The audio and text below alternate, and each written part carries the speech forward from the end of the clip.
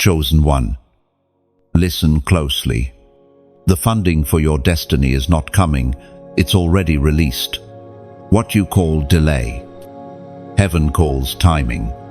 You have been looking at your wallet when you should have been looking at the sky. Because your true source doesn't print money, it manifests miracles. You've seen the bills pile up, the doors close, the messages unread. You've whispered in frustration, God, how will I make it through this? Yet while you were worrying, heaven was wiring. The divine account attached to your name was never empty. It was waiting for faith's activation. There's a hidden law at work.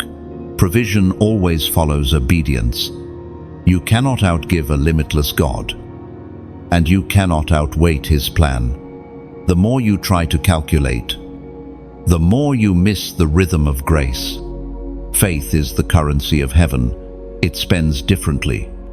The prophet Haggai declared in chapter 2, verse 8, "The silver is mine, and the gold is mine, declares the Lord Almighty." Everything you're chasing already belongs to the one who chose you. The creator of galaxies owns every vault, every treasury, every opportunity that could ever bless your life. You have been working as if you're trying to earn His favor. But in truth, He's the one underwriting your journey. Let me tell you about a chosen one named Mara. She had a small business, once thriving, then suddenly silent. Clients vanished. Calls stopped. She thought God had abandoned her, but one morning, while washing the same empty cups for the 5th time, she heard that still small voice, "Send out what you have left." She donated her remaining stock to a charity event. No strategy, no marketing, just obedience. Within a week, her products were featured on a local news segment. Within a month, investors she'd never met reached out. Her prayer wasn't answered by logic, it was answered by faith's transaction. That's how heaven funds, through acts of obedience that look irrational until they overflow. You see, when you let go of control, you make room for miracles. Picture a seed trapped in a glass jar, safe, comfortable, yet unable to grow. The moment you bury it in the unknown soil, it breaks, stretches, and becomes something greater. That's you right now. The breaking is not punishment, it's divine investment strategy. You are not waiting for provision. Provision is waiting for your trust. When you move in faith, you sign the withdrawal slip. Heaven has been holding. Stop asking, "What if it doesn't work?" and start asking, "What if this is the very thing that unlocks it all?" Chosen one. The enemy's favorite lie is scarcity, the illusion that you're one failure away from ruin. But scarcity doesn't exist in the kingdom. The ocean doesn't run dry because one wave crashes. It simply gathers strength for the next. God's economy is just like that. The moment you think you've lost it all, the tide returns stronger. You've been living like a tenant, but heaven calls you a co-heir. That means what belongs to the Father belongs to you, not because you've earned it, but because you were chosen to carry it. The silver, the gold, the favor, the ideas, the timing, they are His. And He is yours. So lift your head. Stop treating miracles like a lottery ticket. You are not hoping for a chance, you are walking in a guarantee. Every step of faith is a signed receipt that heaven honors. You may not see the transaction instantly, but divine deposits are already clearing in your spirit. Think of it like this: when the rain clouds gather, the ground doesn't beg for water, it simply opens. Be like that soil. Stay open. The same God who dressed the lilies in royal color has already tailored a garment of provision for you. Now breathe. Let the worry fall off your shoulders. You are funded, not because of what you've done, but because of who your Father is. Every good thing that has been withheld is only waiting for the right moment to multiply. And when it does, and it will remember this moment, remember that you didn't earn it through striving. You received it through surrender. Let that truth anchor you. If this word reached the ache inside your chest, if it reminded you that heaven has not forgotten your name, then do one thing: share it forward. Someone else needs to be reminded that God is still the banker of miracles. Comment 777 below as your prophetic declaration that you trust His funding and not the world's fear.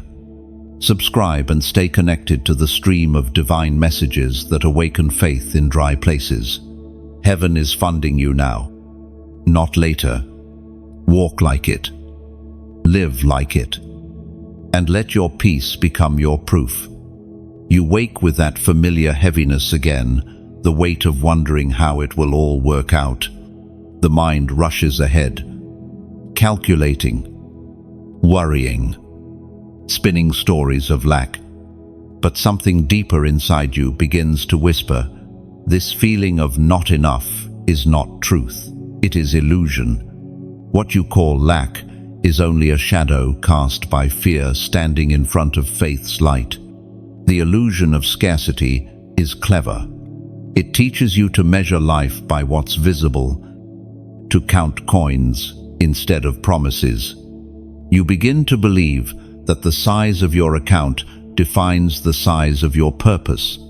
Yet heaven never used numbers to calculate destiny. God's math is different.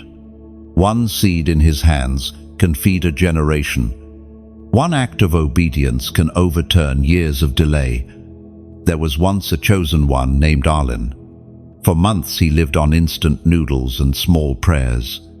Each job interview ended with polite rejection. One night, frustrated, he asked, "Why? God, why do you keep closing every door?"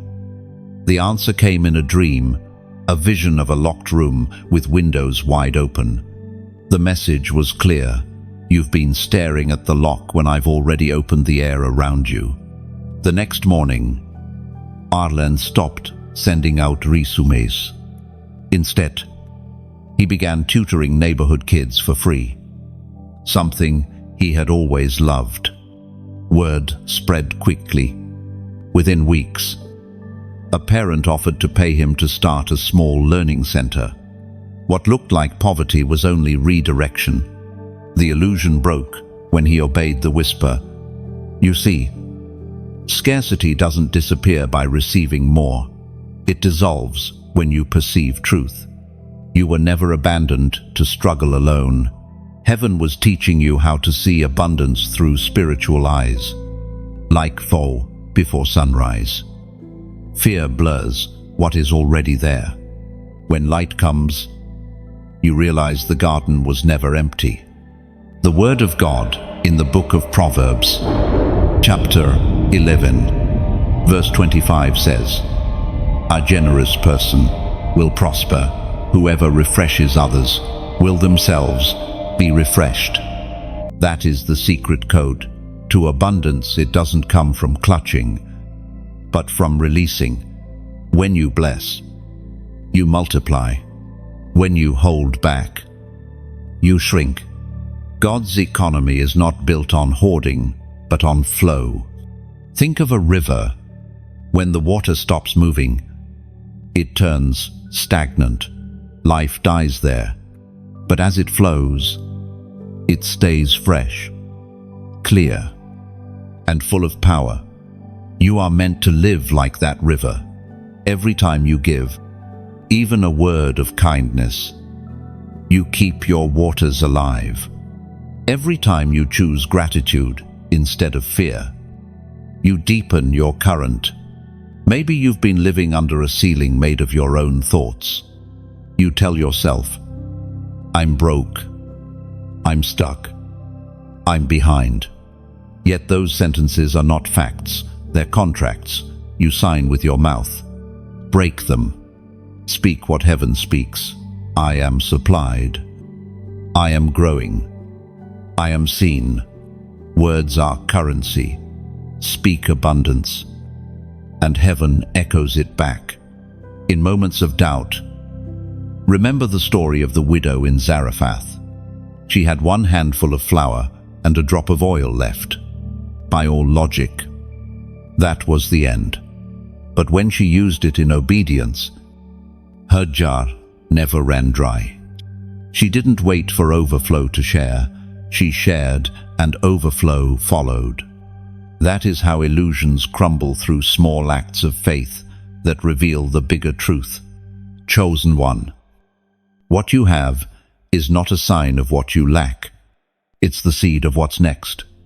The enemy wants you to despise small beginnings because he knows that small things grow loud in the hands of God. Never confuse silence with absence. A seed buried in soil looks invisible too, but it's only preparing for bloom. As you walk through this season, train your eyes to spot provision disguised as simplicity, a conversation that opens a door, a skill you already carry but haven't used, a person crossing your path with answers you didn't know you needed. Heaven's funding rarely arrives in shiny wrapping. It often hides in the ordinary. So, take a deep breath. The illusion breaks when you choose to see differently. Where others see limitation, you see opportunity. Where others panic, you find peace. The world will call it optimism, but you will know it's revelation, the awareness that nothing in your life is truly missing. The light is rising now. The fog is lifting. Scarcity was never real. It was just the absence of recognition. Everything you need for this moment is already in motion. Already yours. Already enough. The light is rising now. The fog is lifting. Scarcity was never real. It was just the absence of recognition. Everything you need for this moment is already in motion. Already yours. Already enough. And as you finally rest your heart, heaven exhales with you, because the moment you stop chasing, divine provision starts running faster toward your open hands. You have entered the wilderness season, the in-between place where faith feels tested and logic stops working. You look around and see nothing growing, nothing moving, nothing certain. But this wilderness is not punishment, it's training ground. Here, God teaches you how to receive from unseen sources, how to live by heaven's payroll even when Earth's system looks empty. The desert has a strange rhythm. By day, it scorches. By night, it chills. But underneath the surface, rivers run quietly. They never stop flowing, though the sand hides them from view. So it is with your life right now. Beneath your quiet struggle, divine provision is threading through the soil of time, preparing to surface when you least expect it. Scripture reminds us in the book of Exodus, chapter 16, verse 15, when the Israelites saw it, they said to each other, "What is it?" For they did not know what it was. And Moses said to them, "It is the bread the Lord has given you to eat." That's manna, heaven's way of saying, I will feed you, even when you can't explain how. God didn't rain down harvests or open markets in the desert. He gave daily bread just enough for the day. Never too much to forget him. There's a story of a chosen one named Leah. She lost her job right before rent was due. Fear tried to convince her she'd reached the end. But something inside said, just stay still. 2 days later, her elderly neighbor knocked on the door, asking if she could help type a memoir he'd been writing. The task took 3 days, and the payment matched her rent exactly. Leah didn't find provision through logic. She found it through listening. The wilderness became her classroom. God still sends manna today. It might not fall as bread. It could appear as an unexpected phone call, a sudden idea, a stranger's kindness. But the principle is the same: daily provision, freshly baked by grace. You don't store it, you trust it. The wilderness exposes what we believe about God. When comfort is gone, we discover whether we trusted the gift or the giver. That's why He leads His chosen through deserts, to remind them that He alone is the source. He strips away the illusion of independence so that dependence can blossom into intimacy. Think of the stars over a barren land. You can only see their brilliance when the city lights are gone. Likewise, some revelations require darkness before they shine. You may not feel blessed right now, but heaven calls this season sacred. This is where your spiritual muscles form, where gratitude becomes your oxygen, and where God's funding proves itself real. Maybe you've been praying for abundance, but heaven has been teaching you endurance first. Provision without maturity becomes a prison. That's why the manna came daily, so the people would learn rhythm. Not greed, trust. Not panits. Each sunrise carried its own envelope of mercy, hand-delivered by grace. So, chosen one, open your hands again. Look not at what you've lost, but at what's arriving in small, sacred doses. Manna is falling in moments, a friend checking in, a bill miraculously reduced, energy renewed when you should be drained. These are not coincidences, they are divine deposits. When you wake tomorrow, resist the urge to worry about next week. Gather today's bread. Thank God for today's strength. Live in the holy rhythm of enough. The wilderness is not where you starve, it's where you learn how to eat heaven's food. Now, pause. Let this truth settle like dew on your heart. God never stopped paying you. He just changed the method of delivery. Comment, I receive, below, not as routine, but as your quiet acknowledgement that manna still falls for those who believe. When you type those 2 words, you echo what your spirit already knows, that even in the dry places, you are never unfunded. And when you truly say, I receive, it isn't just a comment, it's a covenant. Those 2 words open the vault of heaven because they express surrender, not striving. You're not begging for scraps, you're agreeing with divine order. When your spirit aligns with that truth, even the wilderness begins to bloom beneath your feet. This is what Leah later realized. The manna wasn't just about money, it was about mindset. God wasn't trying to feed her stomach alone, He was feeding her trust.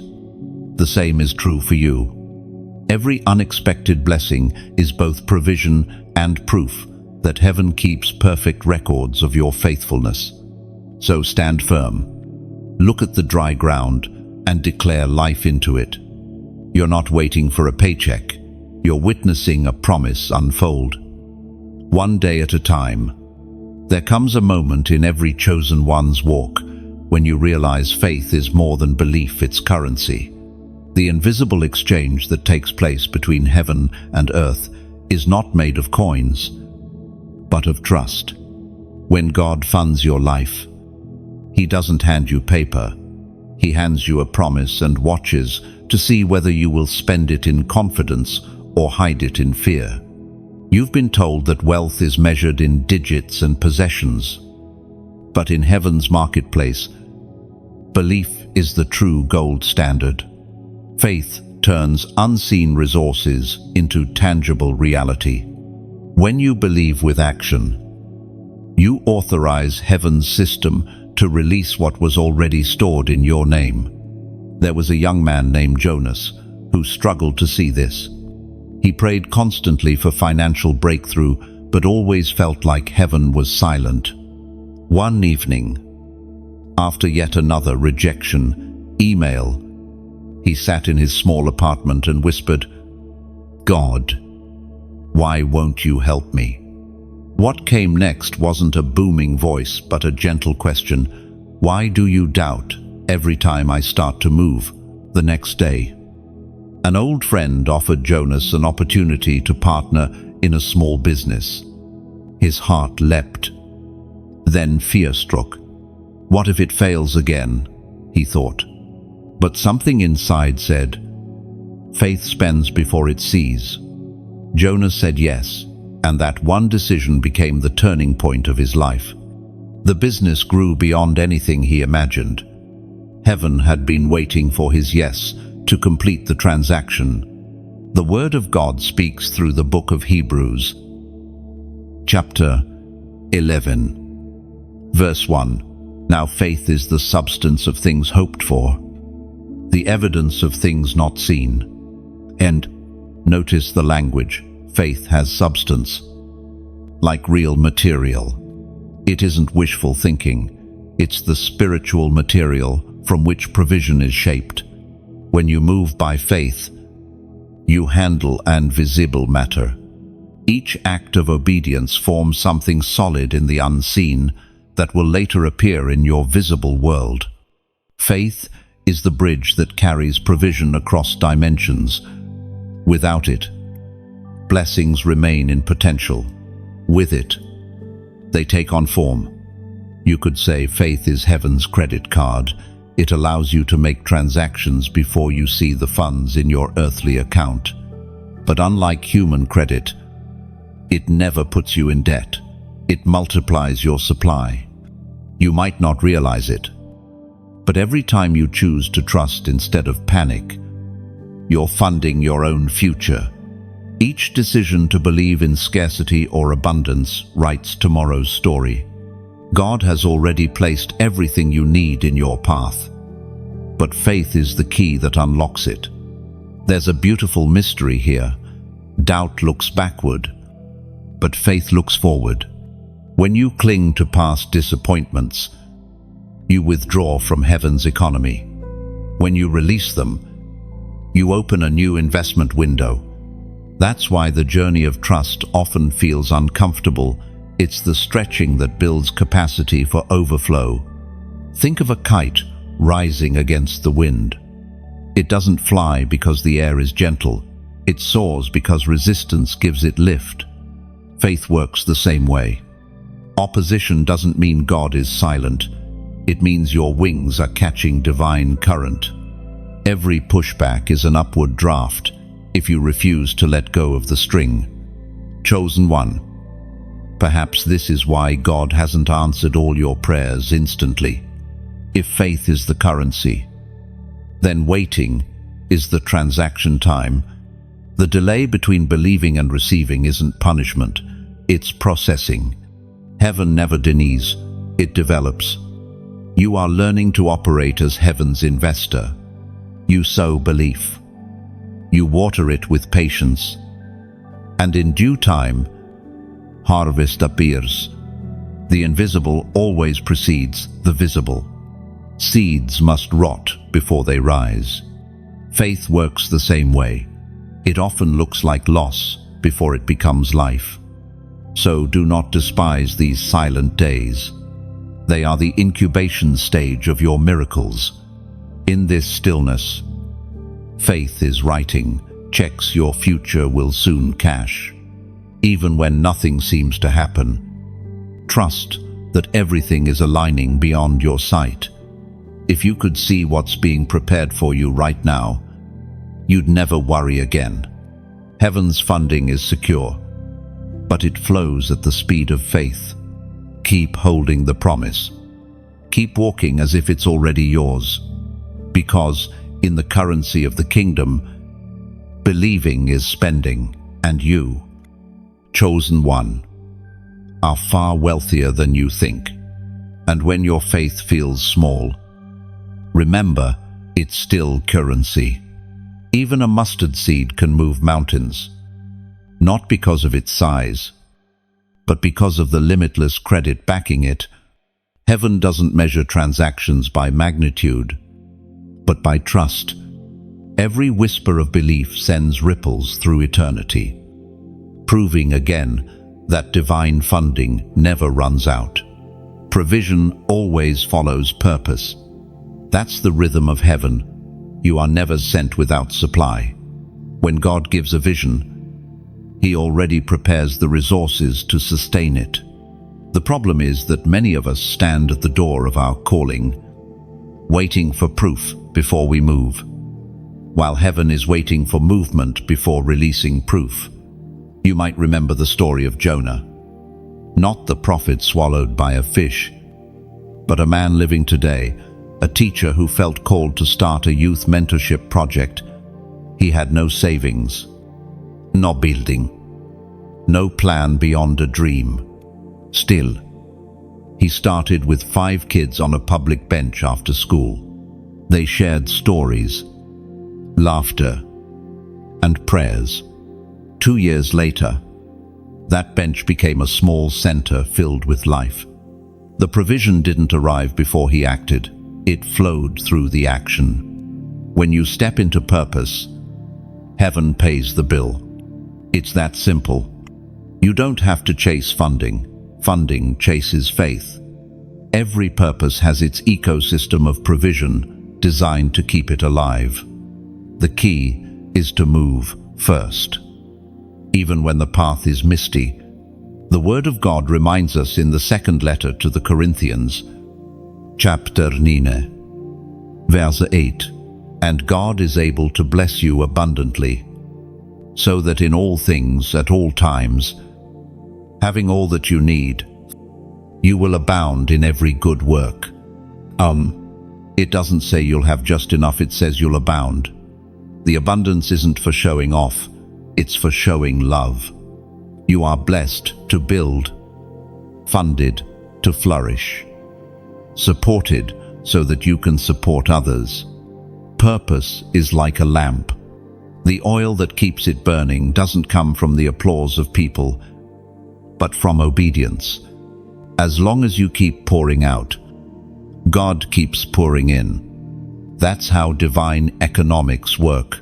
The more you release, the more you receive. You might wonder, how does this apply to me? Maybe you feel a stirring inside, a nudge to do something meaningful, a project, a song, a mission, or even to keep this message flowing so others can be lifted the way you are right now. Sometimes, your giving becomes the bridge for someone else's breakthrough. Think of it like water in a shared well. When one person draws, the current deepens for everyone. Giving is never subtraction, it's circulation. It's how heaven's river stays alive. So, if this message has touched you, if you felt seen, understood, or strengthened, then consider this. Your yes can help carry this light further. Press the like button, not as habit, but as a spark. Each click is like striking flint that helps another soul see fire again. Share this message as if you were tossing a glowing lantern across the sea, guiding someone home.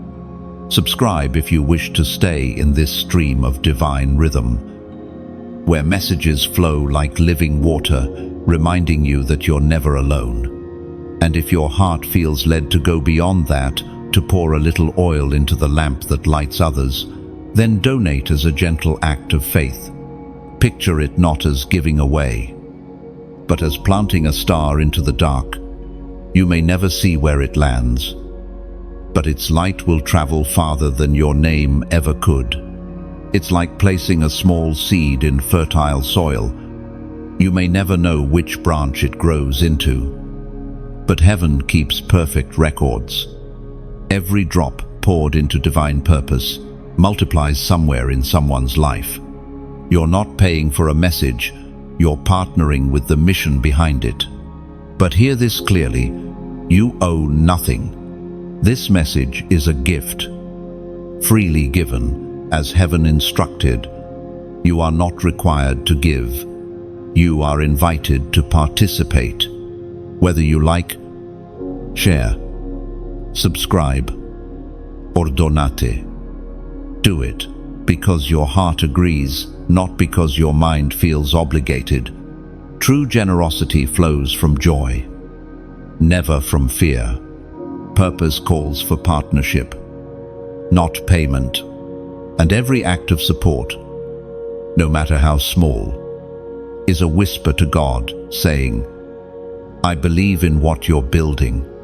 And so if you've been blessed, let your gratitude ripple outward. Let your action, no matter how simple, become part of heaven's circulation system, like the wind that carries seeds across fields.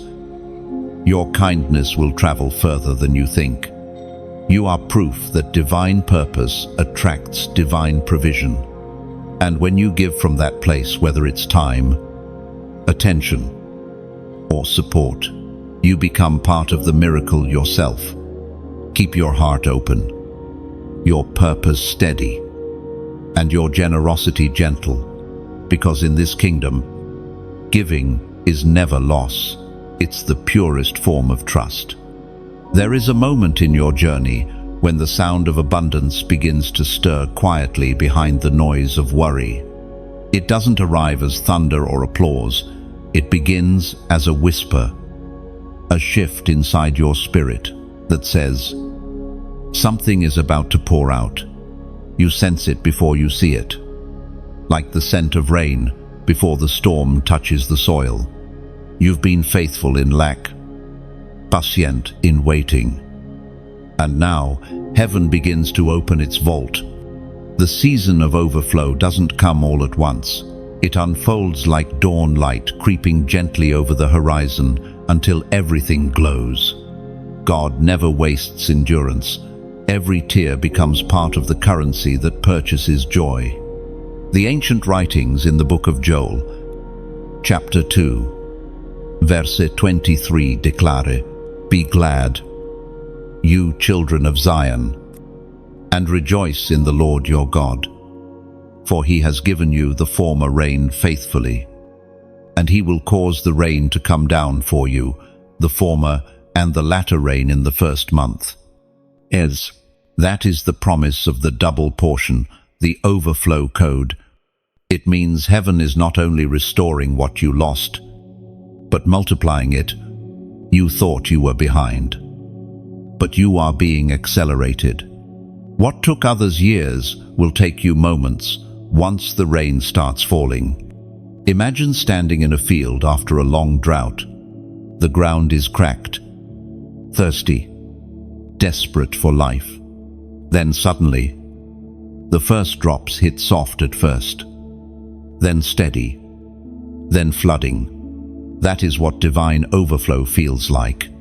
The areas of your life that felt barren begin to move again. Opportunities germinate where you thought nothing could grow.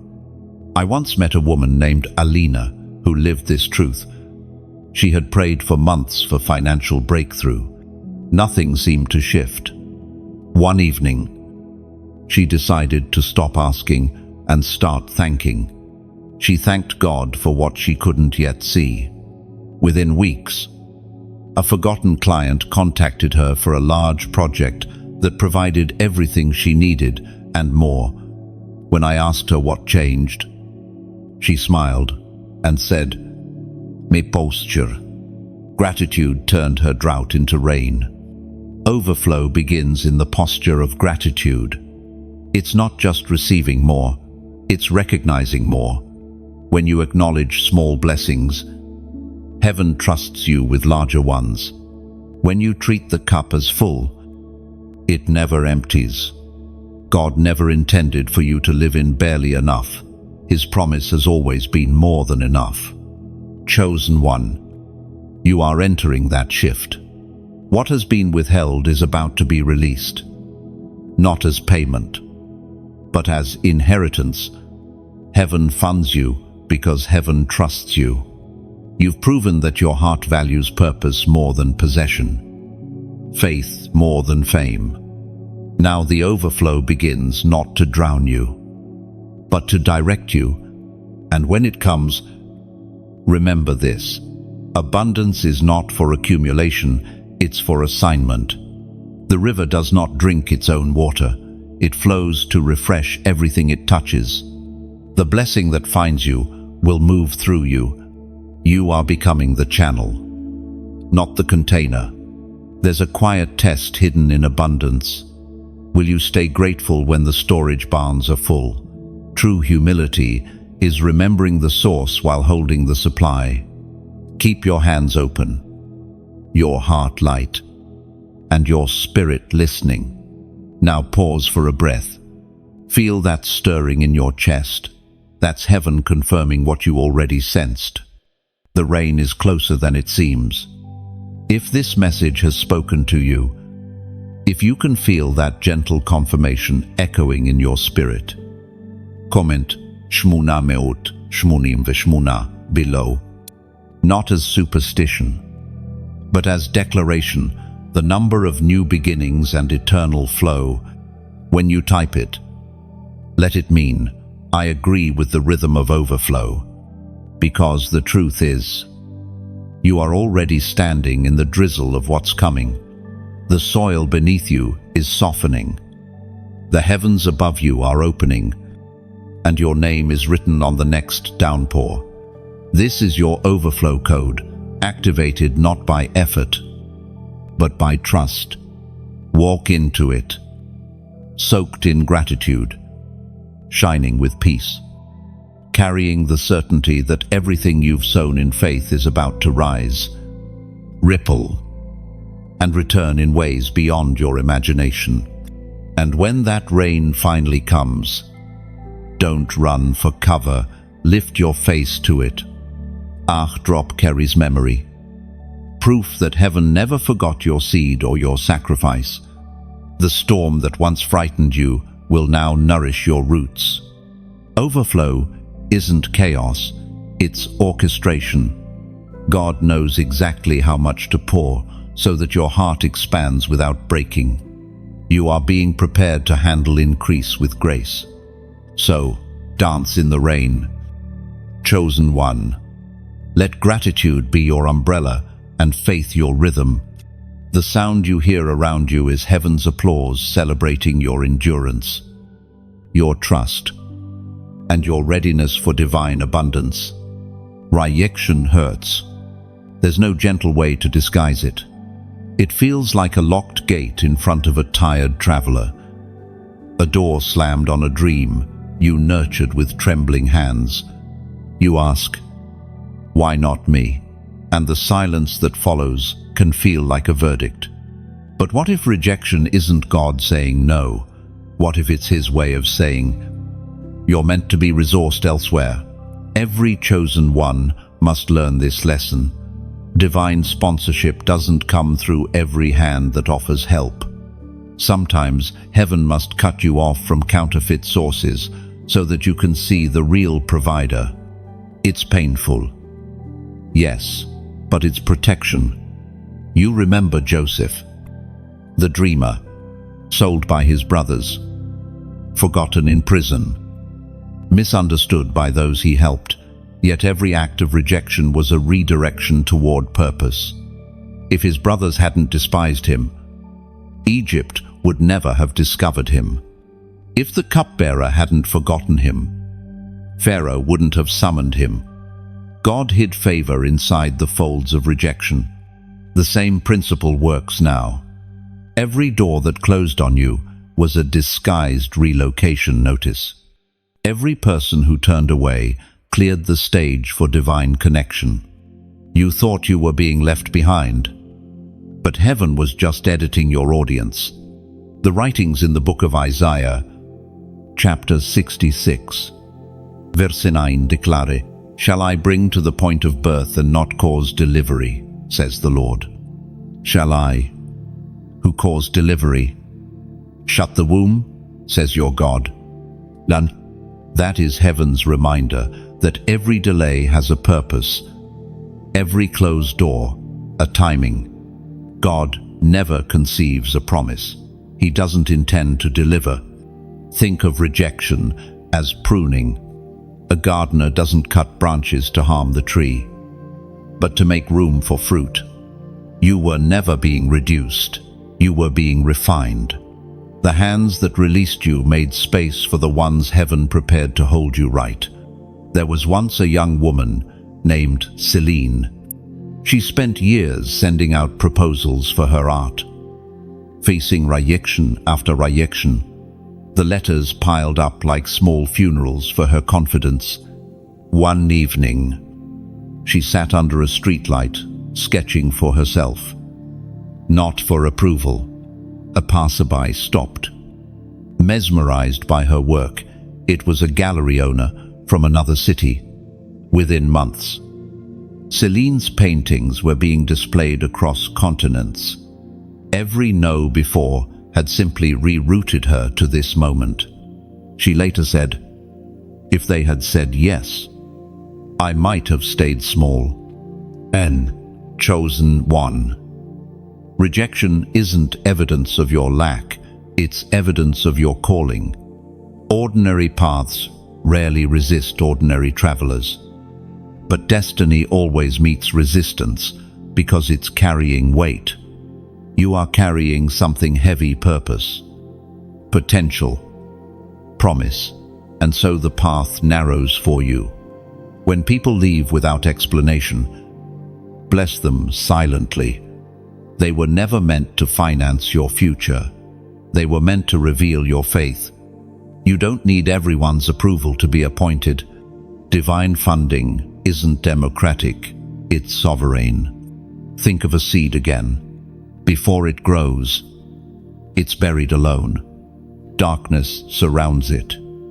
Pressure covers it. And still, the seed pushes upward.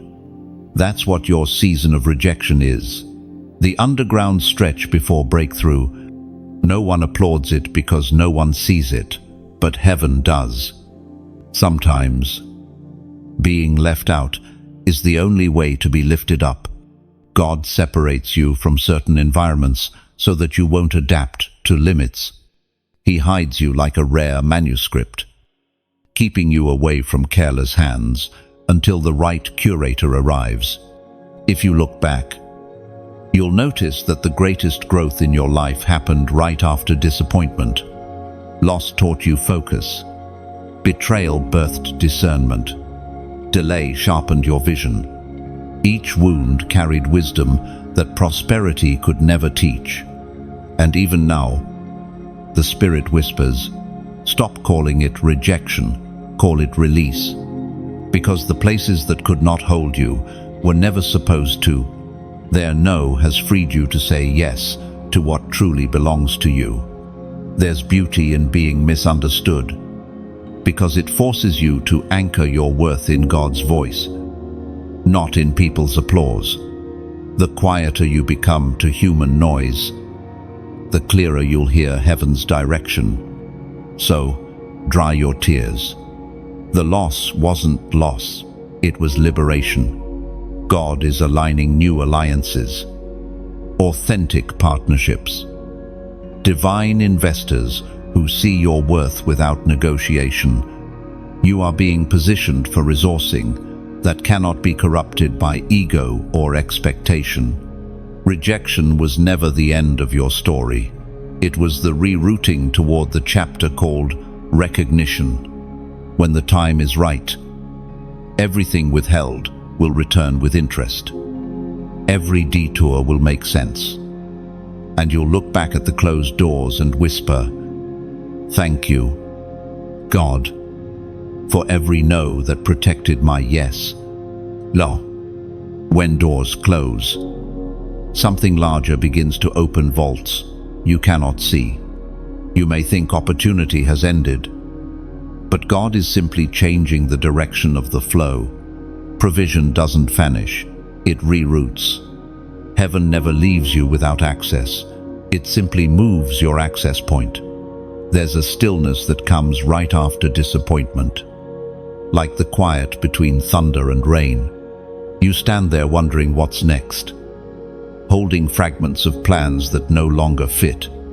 Yet, in that silence, God is doing the work you cannot do, transferring resources, rearranging routes, redirecting what belongs to you through channels you've never imagined. The ancient writings in the book of Nahum, chapter 1, verse 3 declare, "His way is in the whirlwind and the storm, and clouds are the dust of his feet." That means even the chaos has choreography. The storms that look random are the very means by which heaven transports your provision. You see dust, God sees direction. Every delay, every detour, every disruption hides a divine delivery. I remember a man named Tobias who lived this truth. He owned a small cafe, humble but steady, until the building was unexpectedly sold. Overnight, his business was gone. For months, he searched for another space, exhausted and discouraged. Finally, on the verge of giving up, he stumbled upon an abandoned greenhouse for rent on the outskirts of town. The glass roof leaked, the floor cracked, but something about the place whispered possibility. He rebuilt slowly, planting herbs and flowers around the tables, letting the sunlight pour through the roof. Within a year, that greenhouse became one of the most visited spots in the city.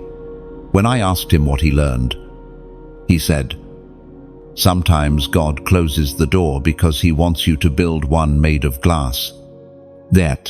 That's the secret of divine rerouting. It doesn't just return what you lost, it transforms it." Heaven always upgrades the vessel before refilling it. When doors close, we often grieve the familiar, forgetting that every lock has a hidden key written in faith.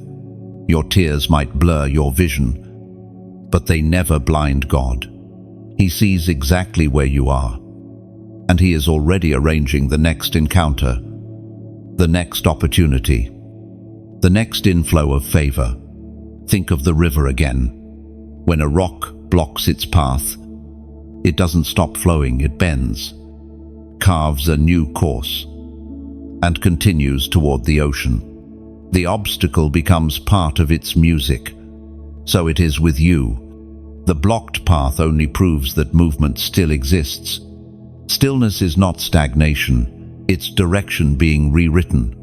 There's something sacred about the waiting after a door closes. It's the place where identity deepens, where trust matures. You stop chasing human approval and start recognizing divine orchestration. The vaults that open after a no often hold treasures far beyond what you originally wanted. Consider this. A single rejection might save you years of struggle in the wrong place. A delayed answer might protect you from premature success that would have crushed your foundation. Heaven's "not yet" is mercy in disguise. Sometimes God doesn't open the next door immediately because he wants you to notice the windows.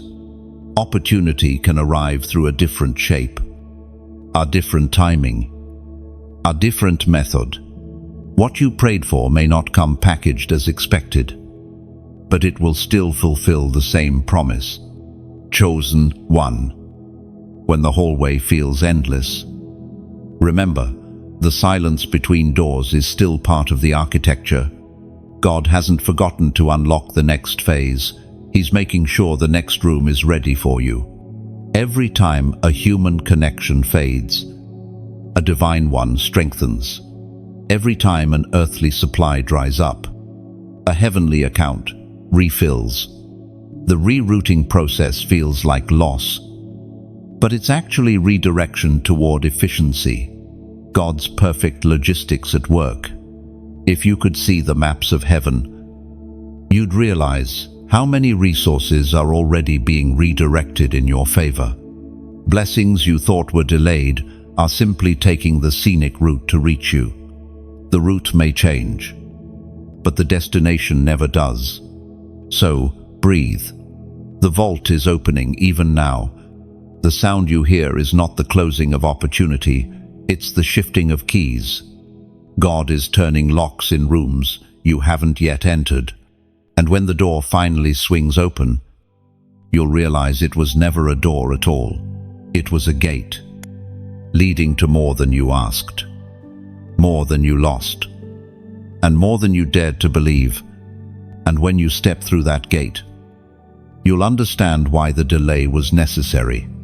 Every detour was alignment. Every silence, a setup. Heaven was never withholding it, was preparing the path so that your arrival would match your readiness and your blessing would never break you. Faith isn't a feeling, it's a declaration made louder than fear. You've stood in the quiet tension between promise and proof, holding bills, holding doubts, holding your breath. Yet even as uncertainty pressed on you, heaven was already responding. There are moments when God funds not through sudden miracles, but through a growing confidence inside you, the unshakable knowing that He will do it again. You've prayed, waited, hoped, and sometimes wondered if heaven heard at all. But faith doesn't always sound like thunder. Sometimes it's the softest whisper saying, "Keep going. I'm not finished." Oh, the Apostle writes in the book of James, chapter 1, verse 12, "Blessed is the one who perseveres under trial, because having stood the test, that person will receive the crown of life, which the Lord has promised to those who love Him." Perseverance is the currency that keeps your account open in heaven. It's not glamorous, but it's powerful. When you keep believing in silence, you make transactions in the unseen. Heaven's system records every sigh of faith, every small prayer, every act of trust that nobody sees. There was once a man named Silas, an ordinary worker, who quietly believed that God would turn his debt into testimony. Instead of begging for help, he began to pray over his empty wallet every night, declaring, "This will not define me, my faith will." Months later, a friend introduced him to a job opportunity he never expected. When his first paycheck arrived, it wasn't the money that made him cry. It was the realization that God had been listening all along. Chosen one. That same listening, God hasn't changed. Every unspoken fear has already reached His ears.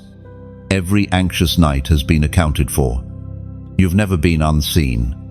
But there's something else. Faith must be spoken to stay alive. Words create movement. When you open your mouth and declare what you believe, you set spiritual transactions in motion.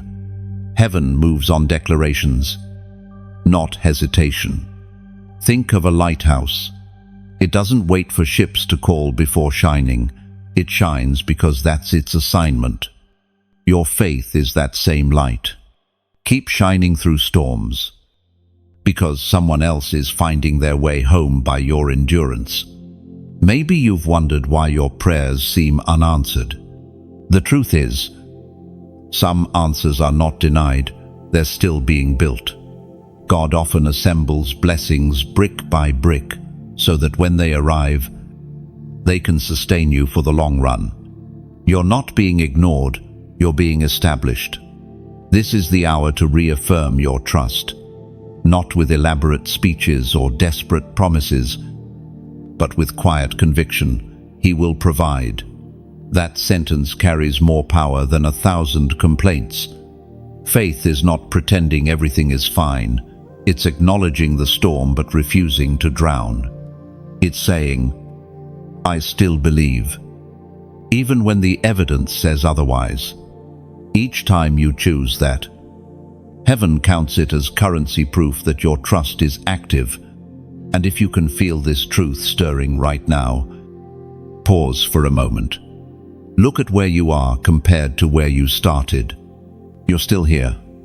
You've endured, learned, stretched, and survived storms that once terrified you. That alone is evidence that faith works. Now, seal this revelation with your own voice. Comment, "Unshaken faith," below. It's more than a phrase, it's a prophetic act. When you type it, you are declaring that no matter how strong the wind gets, your roots will not lift. You're proclaiming to heaven and to your own heart that the ground beneath you is not fear, it's foundation. Because unshaken faith means you've learned the rhythm of divine funding. When storms rise, you stand taller. When silence lingers, you listen deeper. When nothing seems to move, you still believe. That phrase becomes your banner, your declaration, your quiet roar against the shadows that once tried to silence you. So, whisper it, write it, believe it. Unshaken faith. It's more than a comment. It's your signature on the covenant of trust. Heaven reads it, records it, and responds. And when you live with unshaken faith, you begin to notice that everything shifts: how you walk, how you wait, how you speak. Fear loses its vocabulary around you. Doubt can knock, but it cannot stay. It's not that storms disappear, it's that you stop negotiating with them. You no longer ask, "When will it end?" You begin to ask, "What is heaven building in me through this?" That question changes everything, because faith that cannot be shaken becomes the foundation others will stand on. You are no longer surviving by belief, you are sustaining others with it. And that, chosen one, is the quiet miracle of endurance turned into influence. There is a principle hidden in the rhythm of creation. Everything that gives also grows. The tree doesn't lose by shedding fruit, it multiplies by releasing. The river doesn't dry by flowing, it stays alive by movement. That is the seed and supply principle. When you let what's in your hand flow outward, heaven fills it again. You were never meant to clutch every coin of comfort or hold every blessing tight. What God places in your hands is meant to move through them. Giving isn't about loss, it's about keeping divine circulation alive. Just as breath must exhale to inhale again, so must abundance move to remain abundant. There's an old story about a tailor named Michael. He worked long hours in a dim shop, sewing clothes for people wealthier than himself. One winter evening, he noticed a boy outside shivering in a torn coat.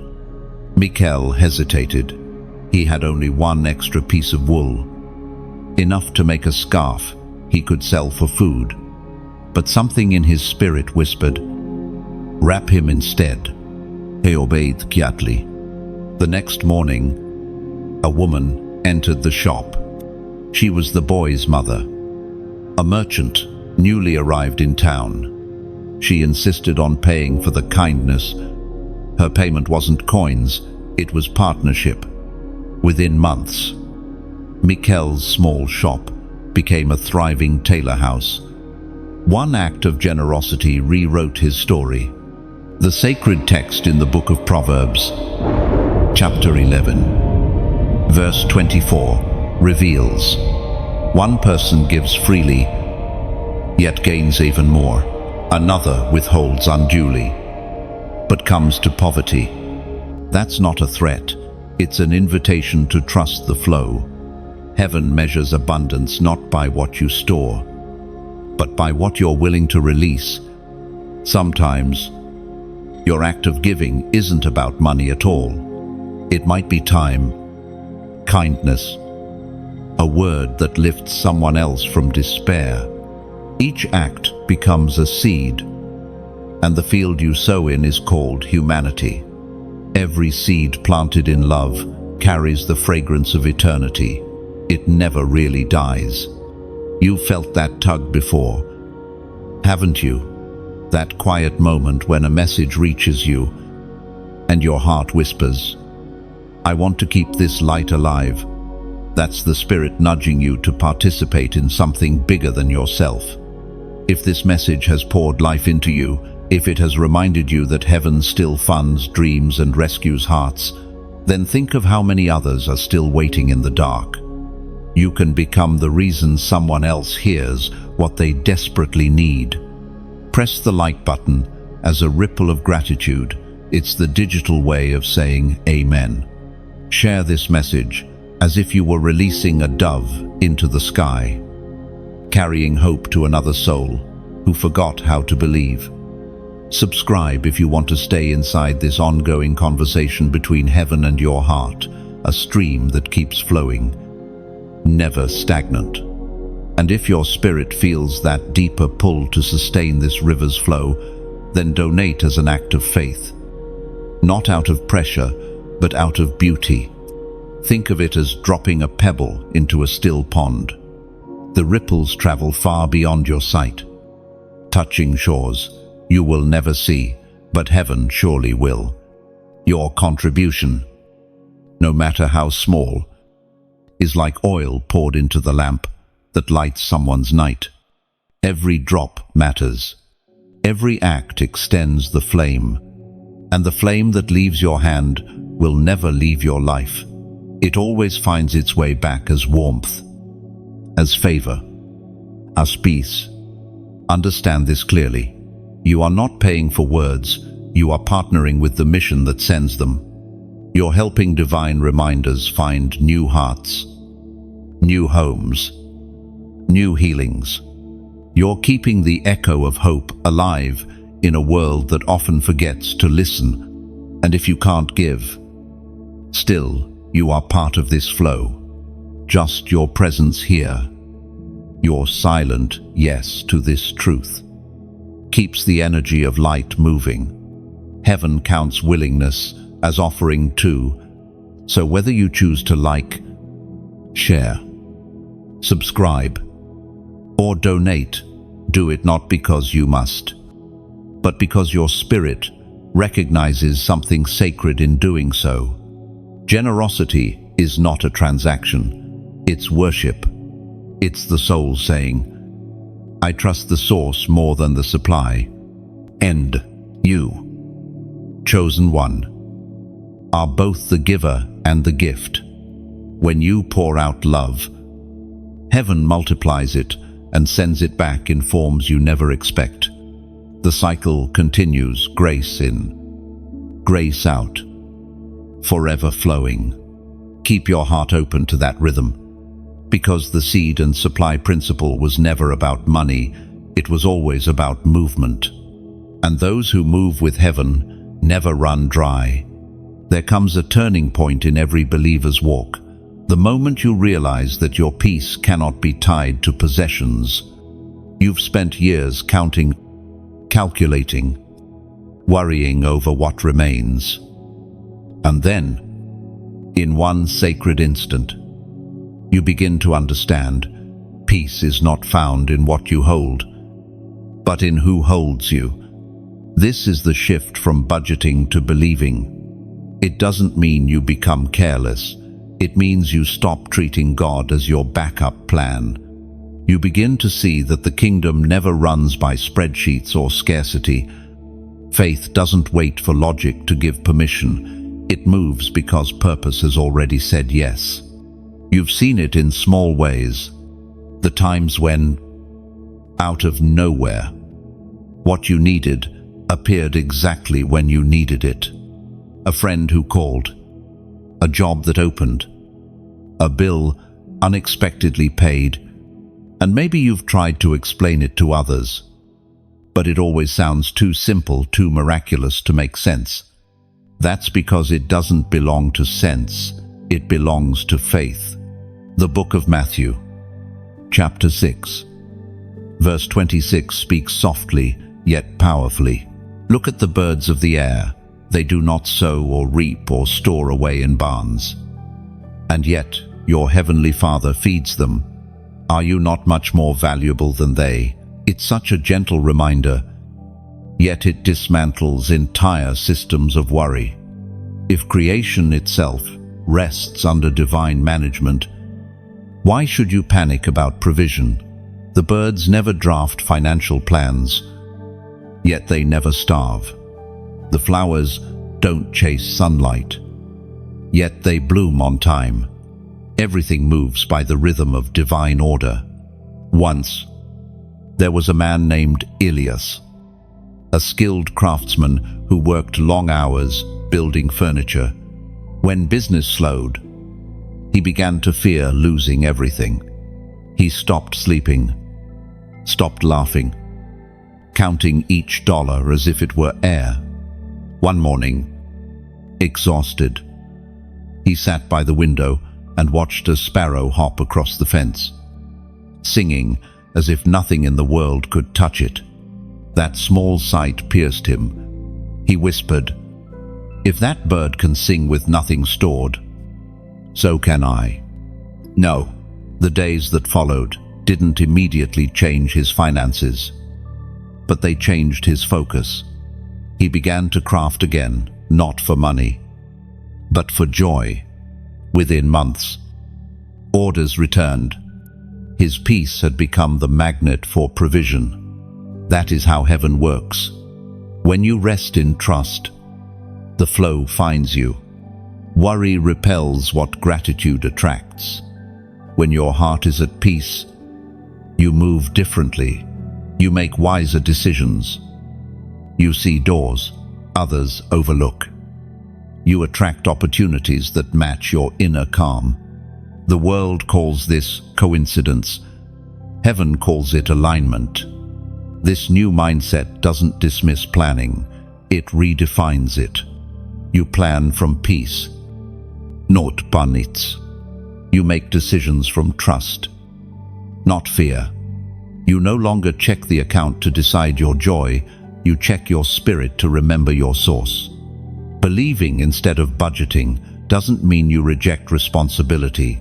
It means you recognize where true responsibility ends. Your job is faith. God's job is funding. You stay faithful to the assignment, and heaven stays faithful to the outcome. There's a freedom that comes when you finally let go of control. You begin to move like water fluid, adaptable, reflective. You stop forcing results and start flowing in rhythm. It's not resignation, it's release.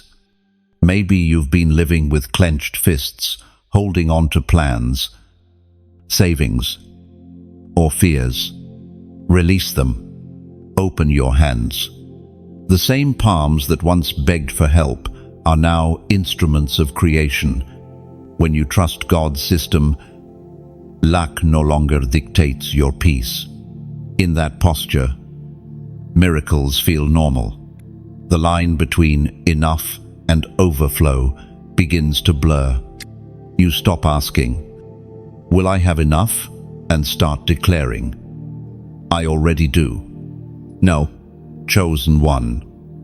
The more you trust, the lighter you become. Anxiety loses its vocabulary, and joy returns to your voice. You begin to see money not as master, but as messenger, something that moves through your life, not something that defines it. And soon, you'll notice it, your heart beating slower, your steps surer, your mornings filled with calm instead of counting. You've entered the economy of faith, the place where peace pays every debt fear ever created. So rest now. Let the world chase numbers while you chase truth. Because when your trust becomes your treasure, you'll discover you were wealthy all along. And in that discovery, something beautiful happens. You stop surviving and start living. The same faith that once paid your bills now paints your days with color. Peace becomes your new luxury. You realize wealth was never about numbers, but about nearness, the closeness between you and the source. And in that nearness, you finally understand, abundance isn't earned, it's remembered. There's a rhythm to divine timing. You can't rush it, but you can recognize it. It begins as a quiet stirring, that sense deep inside that something is shifting. Heaven doesn't send alarms, it sends alignment. Suddenly, things that once felt heavy start to move with grace. Delays dissolve, and what once required effort now flows almost effortlessly. That's when you know heaven's wire transfer has been approved. When God sends a blessing, it never glitches. The transaction might take time to clear in the physical realm, but in the spiritual ledger, it's already marked, completed. The waiting isn't about if it will come, it's about preparing your capacity to hold what's arriving. The book of Philippians, chapter 4, verse 19 reminds us, "And my God will supply all your needs according to his riches in glory in Christ Jesus." Now, it doesn't say some of your needs, it says all. Heaven's account is limitless. There are no overdrafts in grace. The only question is whether your heart is ready to receive without fear. Receiving is an art. It's not passive, it's posture. To receive means to believe you are worthy of what's being sent. Too often, people sabotage their own blessings because they still carry the language of lack. They pray for provision but secretly expect disappointment. Heaven cannot fill hands that remain closed in doubt. There was a chosen one named Sarah who lived this truth. For years, she believed God could bless others, but not her. Every job offer that came, she found a reason to turn away. Too small, too uncertain, too risky. Then one night, exhausted from striving, she whispered, "Lord, I'm ready to stop rejecting what you're trying to send." And the next morning, an email arrived, an old contact inviting her to collaborate on a new project. It seemed minor, but she said yes. This time, that single yes became the open gate through which everything else poured in. She didn't chase blessing, she learned to welcome it. Chosen one. This is where you are now.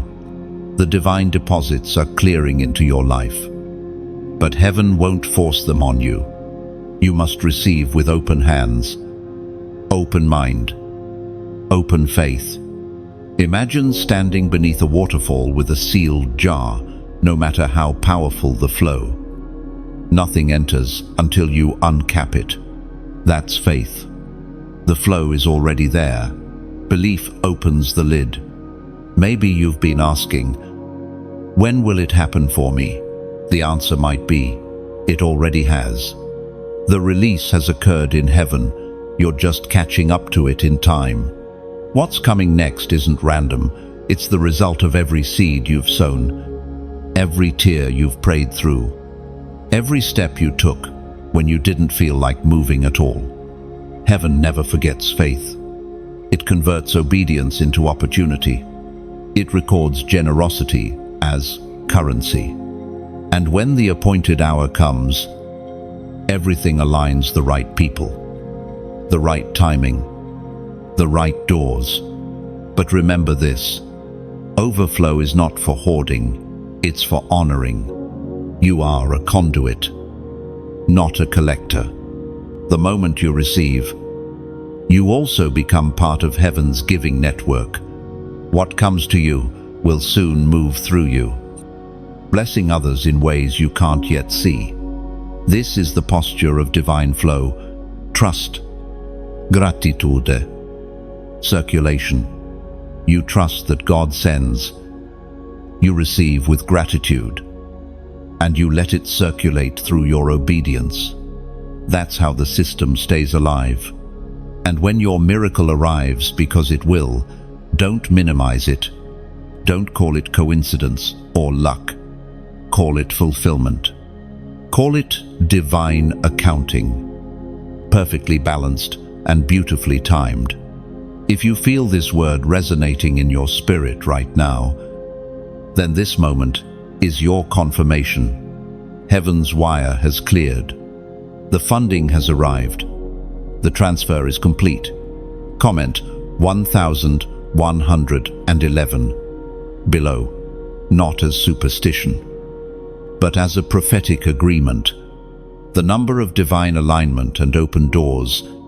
When you type it, let it mean, I am ready to receive without fear, to live without lack, and to let abundance flow through me. Because from this point forward, your account in heaven's economy is not waiting for approval, it's already overflowing. All that's left is for you to recognize it and live like it's true. And as you whisper, 1111, realize it's not a number, it's a signature. You're signing the contract of trust between you and heaven. It's your spirit saying, I'm aligned with what's already mine. End 40. This declaration isn't about magic, it's about mindset. It reminds your soul that God's timing is precise. And you don't have to compete for what's already prepared for you. So step forward with calm certainty. Live as though the deposit has already hit your life. Because spiritually it has. Heaven never delays. It delivers right on divine schedule. There's a truth every chosen one must eventually face. God doesn't just bless you, He invests in you. You are not a random creation. You are a divine project with eternal return. Every talent, every test, every moment of silence has been a deposit from heaven's hand into your life's account. The divine investor sees not only what you have now, but what you are becoming. The world measures investment by gain, but God measures it by growth. People want results overnight. But heaven's returns take time, faith time, obedience time. God's strategy isn't about making you rich in resources, but in resilience. The longer He invests, the more refined you become. The Book of Romans, chapter 5, verse 3 to 4 declares, we glory in our sufferings, because we know that suffering produces perseverance, character, and character, hope. Endo. Heaven's investment model looks like this. Pressure becomes profit. Every difficulty you've endured has been growing the kind of wealth that can't be stolen. Wisdom, endurance, spiritual maturity. God doesn't place His treasure in fragile vessels. That's why He strengthens you through seasons that break others. Think of a seed investor in business. They see potential where others see risk. They pour resources into what's still unseen because they believe in the outcome. That's exactly how God treats you. Before you performed, He provided. Before you proved, He promised. Before you grew, He gave. He invested His Spirit in you, the most valuable asset in all creation. The return He seeks isn't money or fame, but transformation. Every act of faith you make, every time you choose love over anger, every time you obey when no one watches, that's heaven's dividend being paid back in eternal value. There's a story of a woman named Rhea who once thought she was failing God. Her business was collapsing, her health uncertain, her prayers felt unanswered. One night, she cried out, Lord, You gave me gifts. but everything I touch falls apart. In the stillness, she heard one line in her heart. You are not breaking down, you're breaking open. Oh, that moment changed her. She stopped seeing loss as punishment and began to see it as pruning. Months later, she started a community to help others heal financially and spiritually. It thrived not because of flawless plans, but because she had become proof that pain can produce power. That's what divine investment does. It transforms liabilities into legacy. God takes your lowest seasons and turns them into the foundation for what others will stand on. Your story becomes His portfolio. You might think of your failures as wasted years, but in heaven's accounting, they're research and development. Every mistake taught you discernment. Every disappointment built endurance. Every delay stretched your faith capacity. That's how the divine investor operates. Nothing is wasted. Chosen one. When you look at your life, see it as a field with many seeds underground. Not all have sprouted yet, but growth is happening beneath the surface. The soil may look silent, but the roots are busy. Heaven doesn't rush harvest, it ensures depth before height. Sometimes God will even withdraw certain comforts to reveal the strength He's placed in you. He's not abandoning His investment, He's activating it. The absence of immediate success is not evidence of failure. It's proof that something bigger is still maturing inside you. You are the kind of asset heaven never depreciates. The spirit within you is compound value, growing, stretching, multiplying across generations. You carry favor that others will inherit because divine investment never ends with one person. It flows forward. Look back for a moment. Everything you thought destroyed you actually developed you. The tears, the trials, the quiet victories, they've all been part of heaven's long-term strategy. And now, you're entering the season of return. The investor is pleased. The refining has produced resilience. And your life is about to yield a harvest that reflects His wisdom. So walk with quiet confidence. You are not surviving, you are accruing. Your worth was decided before the world measured value. God didn't choose you because you were ready. He chose you because He saw the eternal profit in your potential. When you finally understand that, worry loses its power. You stop striving to prove yourself and start living to reflect the one who believed in you first. You are not a risk in heaven's eyes, you are a guaranteed return. And every time you rise after falling, heaven counts it as growth. The divine investor smiles, seeing that his deposit in you keeps multiplying through endurance. You've become living proof that divine stock never crashes. Faith remains your currency. Love your yield, and purpose your eternal profit in heaven's ever-growing portfolio. There is a kind of freedom that cannot be purchased. Only received a peace that comes when the debt of fear is finally cancelled. For so long, you've carried the weight of what if it fails? What if I lose everything? What if I'm not enough? Those quiet questions have been the currency of anxiety, robbing you of sleep, of energy, of trust. But heaven has issued a new decree. The account of fear is closed. Fear is expensive. It charges interest every time you replay past failures in your mind. It drains hope. It overdrafts joy. But grace, oh grace, is the great cancellation. When Christ whispered, "It is finished," He wasn't only speaking of sin, He was speaking of every form of bondage that steals your peace. The book 2 of Timothy, chapter 1, verse 7 reminds us, For God has not given us a spirit of fear, but of power, of love, and of a sound mind. 1. That means fear was never part of your spiritual DNA. It was a counterfeit deposit, a lie dressed as caution. You were created with authority, wired for courage, designed for clarity. The enemy cannot bankrupt what heaven has already made solvent. Think of fear as a shadow. It has no substance of its own. It only exists where light is blocked. When you turn toward the source, the shadow shrinks.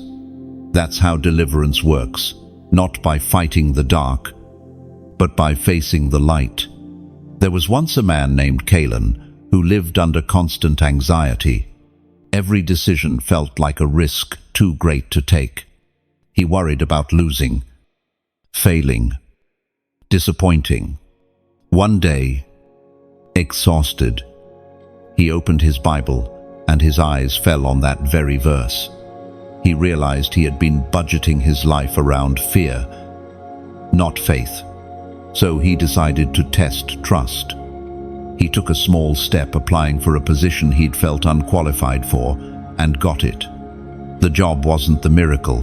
The peace that followed was. That's the truth. Fear doesn't always vanish when the situation changes. It dissolves when revelation arrives. Fear cannot coexist with clarity. Once you remember who your source is, the storm loses its authority. Debt of fear often disguises itself as control. You think if you plan enough, worry enough, prepare enough, you can prevent pain. But faith doesn't ask for control, it asks for surrender. To live debt-free in spirit is to stop making payments to what can no longer own you. Sometimes, God allows situations that challenge your comfort because He's teaching you trust over certainty. Fear demands a forecast. Faith moves in fog. And when you walk through that fog, something happens inside you. Discover you were never walking alone. Imagine carrying heavy chains for years and then suddenly realizing the lock was never closed. That's what freedom feels like. You were always capable of letting go, but fear convinced you otherwise. Chosen one. This release isn't emotional, it's spiritual accounting. Heaven has cleared the ledger. The anxiety you've been repaying daily through overthinking, through doubt, no longer exists in divine records.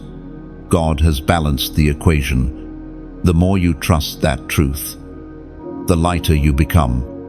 You start waking up with ease instead of exhaustion. You begin making decisions from love, not pressure. You start recognizing fear for what it is, evidence of old programming that no longer fits your destiny. Courage is not the absence of fear, it's the refusal to let fear lead. You can feel fear and still move forward. Every step you take in obedience is another debt cancellation notice stamped across your life. Even now, heaven celebrates your decision to release it.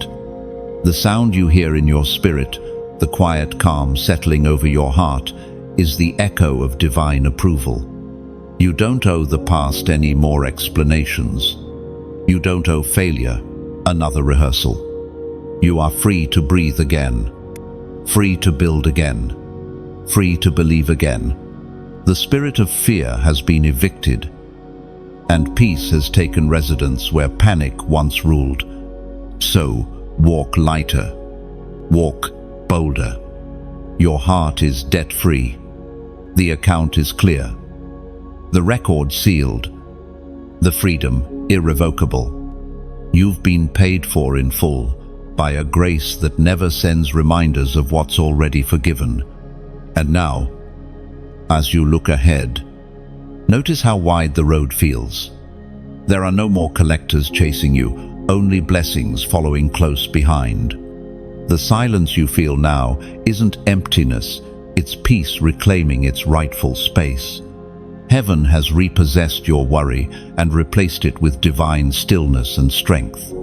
Every breath you take from here forward is profit, not payment. You are living proof that freedom, once accepted, becomes the wealth of the soul. There's a moment in every journey when the message isn't just heard, it's felt. The words stop being sound and start becoming substance, something that lives inside you. This is that moment. Chosen one. You've walked through scarcity, through silence, through stretching, and now you stand at the edge of overflow. Heaven's flow hasn't stopped. It's simply asking you to stay connected. Purpose was never meant to be a solo act. Even the stars shine brighter in constellations. When souls align around truth, light travels farther. This message, this entire movement of divine remembrance, exists because hearts like yours have chosen to keep the flame alive. There's an old parable of a lighthouse on a forgotten coast. For years, the keeper tended its fire alone. Then one stormy night, travelers at sea saw its faint light and found their way home. The next morning, they brought oil, wood, and songs to help the keeper keep it burning. From that day on, the lighthouse became a circle of givers, each adding warmth to the flame that once belonged to one man. That's what this moment is, a chance to keep the light burning. Each person who reads, listens, or shares becomes a keeper of the flame. You're not maintaining a message, you're multiplying hope. The book of Galatians, chapter 6. Verse 9 teaches, "Let us not grow weary in doing good, for at the proper time we will reap a harvest if we do not give up." This isn't just a promise, it's a pattern. The good you nurture continues to grow, often long after you've forgotten where you planted it. Every small act of kindness, every share of truth, every gentle comment becomes part of a greater field that heaven waters daily. So, if this message has reached you, if it reminded you of who you are and whose you are, then let it move through you. Press the like button, not as an algorithmic act, but as a spark, saying, "I add my light to this fire." Share this message as though you were sending a letter folded with grace, carried by invisible wings to someone waiting in the dark. You never know whose heart your simple act will rescue.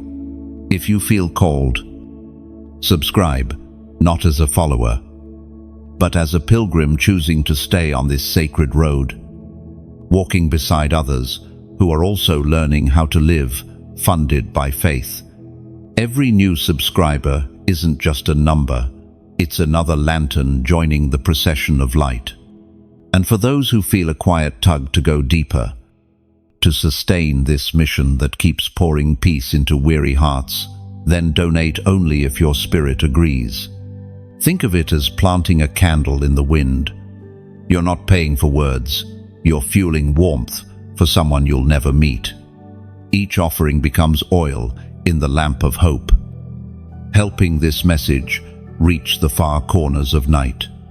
There's no demand here, only invitation, giving, whether through your presence, your words, or your resources, is an act of worship, not obligation. You owe nothing, but you are always free to give everything. That's what love does, it flows, quietly and endlessly. And even if all you do is whisper a prayer, or hold this truth for a moment longer before scrolling on, know that you've already participated in the miracle. The moment your heart aligns with the message, you become part of its living breath. You are the reason this flame continues to flicker. You are the continuation of every divine whisper that began long before these words found you. So, If your heart feels stirred, express it in your own way. Maybe write a short reflection below. Comment what this light means to you. Your story might be the spark for another wandering soul to believe again. And when you choose to do any of these, like, share, subscribe, donate, or simply comment, it isn't promotion, it's participation. It's your way of saying, I'll help keep the lighthouse burning. And then step away from the screen with the quiet, knowing that you've done something sacred. You've shared light, carried faith, and joined the invisible circle of keepers who refuse to let hope fade. Because hope, once shared, never dies. It multiplies, and through you, it continues to travel one click, one whisper, one flame at a time. Every act of light you give becomes a note in heaven's ongoing symphony. Even the smallest melody of kindness echoes across generations, shaping unseen harmonies of healing and hope. And somewhere, far beyond this moment, a soul you'll never meet will whisper gratitude for a flame you helped ignite today, proof that divine connection never ends. There comes a stage in your journey when abundance changes its meaning. It stops being about possession and starts being about purpose.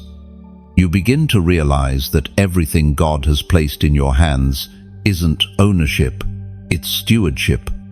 You were never meant to hoard the blessing, but to hold it wisely, gently, faithfully. As one who carries heaven's resources on earth, stewardship is sacred. It is the art of balance between gratitude and generosity, between enjoying what you have and remembering who entrusted it. A true steward doesn't fear loss because they know the source is eternal. They live light, knowing that everything they manage still belongs to God. The book of Luke, chapter 16, verse 10 reminds us, whoever is faithful with very little will also be faithful with much, and whoever is dishonest with very little will also be dishonest with much. That verse isn't about fear, it's about formation. It's God saying, show me I can trust you with today, and I'll trust you with tomorrow. Every blessing comes with responsibility, not as a burden, but as an invitation to participate in divine order. There's a story of a man named Elias who once prayed for wealth. He promised God he would use it wisely, but when abundance came, so did distraction. He began to build higher barns, but not deeper gratitude. Years later, when an unexpected loss struck, he felt stripped bare. Yet in that emptiness, something shifted. He realized that what he'd been given was never his to keep, it was his to manage. From that day forward, he changed. He rebuilt not bigger barns, but broader bridges, helping others, mentoring the young, giving from the overflow. And strangely, though he gave more, he never lacked again. He became a vessel that God could trust. That's the paradox of divine stewardship. The more you pour, the more you carry, heaven replenishes what it can flow through. You are the pipeline of providence, not the storage tank of success. Chosen one. God has placed much within you, gifts, ideas, compassion, influence, time. These are currencies of heaven. You don't need to compare your portion with anyone else's. Every vessel is shaped for a different flow. The question isn't how much you have, but how much you honor what you have. A crowned steward doesn't flaunt their gold, they polish it in silence. They understand that humility guards abundance, Pride tries to possess what was only meant to pass through. Think of rain falling on a mountain. It doesn't cling to the summit, it runs down, forming rivers that feed the valleys. That's you. Your blessings were never meant to stay confined. They were meant to nurture others, to refresh weary ground. There's something freeing about knowing that nothing you have can truly be taken because it was never yours to begin with. When you see yourself as caretaker instead of owner, loss loses its sting. You start walking lighter, giving freely, living peacefully. And stewardship doesn't end with material things. It extends to your words, your influence, your compassion. Each moment you speak life instead of criticism. Each time you extend grace instead of judgment. You're managing heaven's wealth well. You were crowned not to dominate, but to serve. The crown symbolizes responsibility more than privilege. It means you carry the heart of the king while walking among his people. The real glory of your crown isn't gold, it's obedience. Maybe you've questioned why God gave you certain responsibilities, why some days feel heavy. It's because he saw in you what others overlooked: reliability. He trusted you with the assignment of light, knowing you would not misuse it. So, wear your stewardship like royalty in humility. Let your abundance be quiet, evidence that heaven trusts you. Live in such a way that every blessing passing through your hands leaves fingerprints of grace behind. When people encounter you, let them feel not wealth, but warmth, not status, but safety.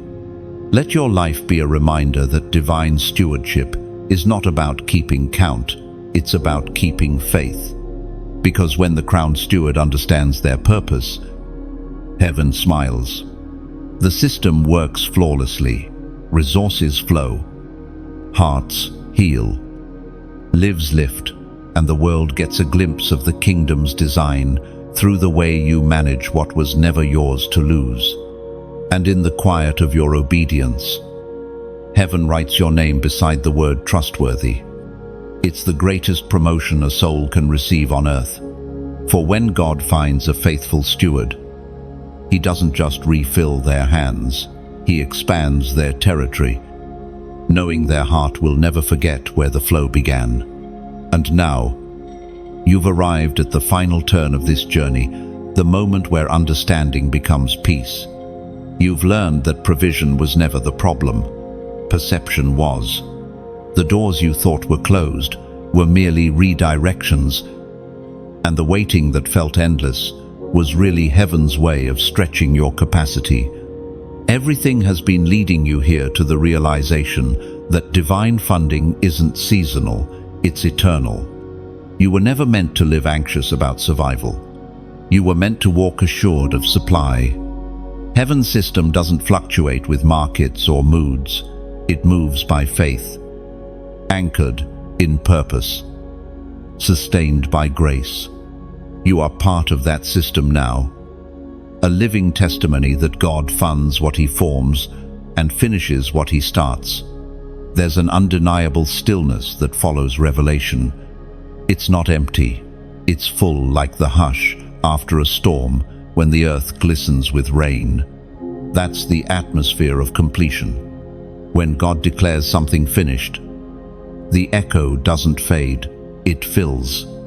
You can feel it even now, a calm certainty rising inside you, whispering, "I will never lack again." Oh, the book of Psalms, chapter 37, verse 25 declares, "I was young, and now I am old. Yet I have never seen the righteous forsaken, nor their children begging bread." Oh, that verse isn't nostalgia, it's record-keeping.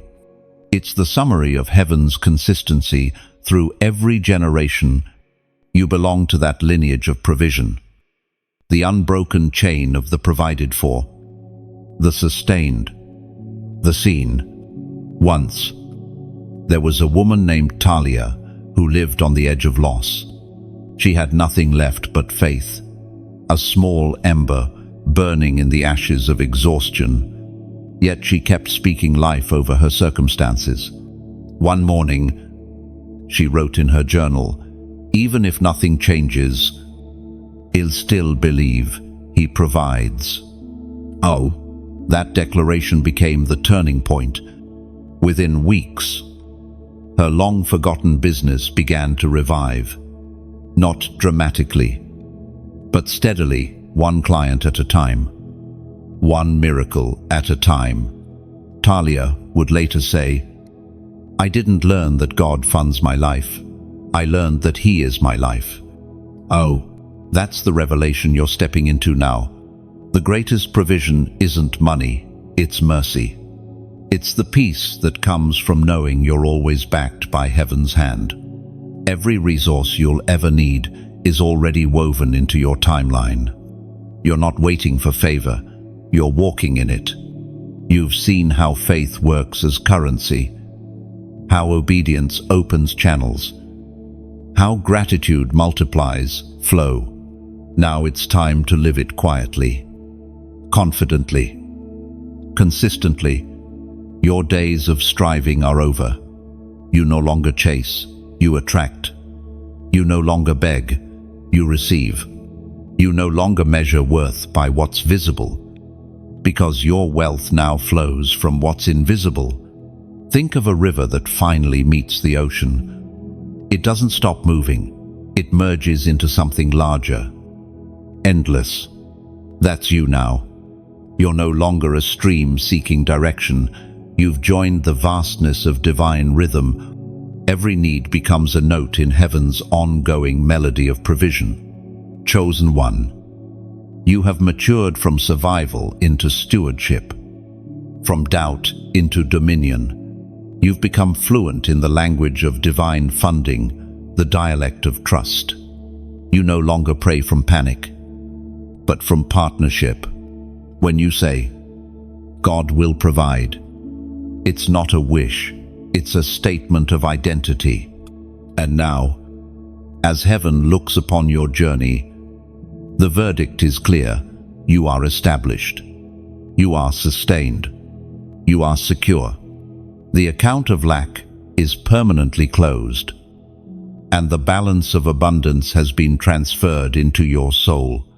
You'll notice it in subtle ways, in peace where there used to be fear, in gratitude where there used to be grasping, in stillness where there used to be striving. Provision has become your natural state. Let this final truth settle deep. You were never funded for comfort. You were funded for calling. The resources that come will always align with purpose, never with vanity. You are a vessel, a voice, a living account of God's reliability. From this day forward, live like one whose supply cannot run dry. Walk through each morning with the quiet assurance that heaven is underwriting every step you take. Speak not of scarcity, but of sufficiency. Move not from fear, but from fullness. And when others look at you and wonder how you remain unshaken while the world trembles, you'll smile softly and say, "Because my source is eternal." For you, the era of anxiety is over. The chapter of confidence has begun. Heaven's funding is not pending, it is permanent. So, rest now. Chosen one, your journey through worry has ended in wisdom.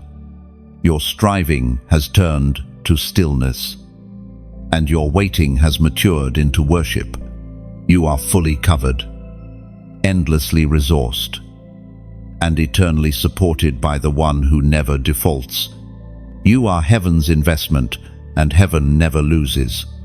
And now the story rests where it began, with you, the chosen one, the one who dared to believe that divine funding wasn't a myth, but a movement, an invisible current carrying you through every season.